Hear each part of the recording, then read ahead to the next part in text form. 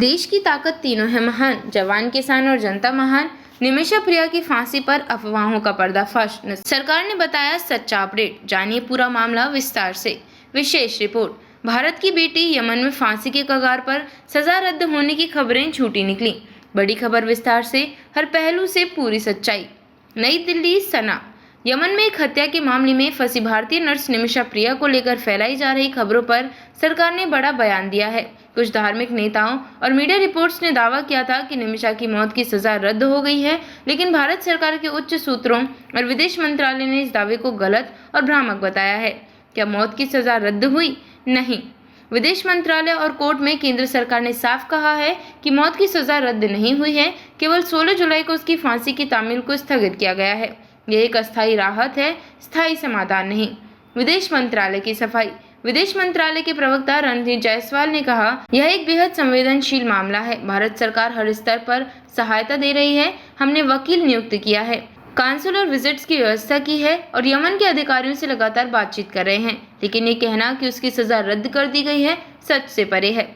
Supreme court में भी स्पष्टता। 28 जुलाई को भारत के अटॉर्नी जनरल आर वेंकटरमणि ने सुप्रीम कोर्ट को बताया, सिर्फ निमिषा का परिवार ही बातचीत के लिए अधिकृत है। किसी एनजीओ या बाहरी संस्था को बातचीत में शामिल करना उचित नहीं। सरकार हर संभव कोशिश कर रही है। बाहर से हस्तक्षेप भ्रम पैदा करेगा। एनजीओज की दखल से ऐसा लगेगा कि सरकार कुछ नहीं कर पा रही, जो गलत है। कहां से आई गलत जानकारी? कंथापुरम एपी अबूबकर मुस्लियार के कार्यालय से एक बयान जारी किया गया, जिसमें कहा गया था कि निमिषा की सजा रद्द हो गई है। इसी आधार पर कई मीडिया चैनलों और सोशल मीडिया पर भ्रामक प्रचार शुरू हुआ। हालांकि सरकार ने तुरंत इस खबर को गलत बताया और कहा कि ऐसा कोई निर्णय यमन प्रशासन ने नहीं दिया है। निमिषा प्रिया कौन है और मामला क्या है?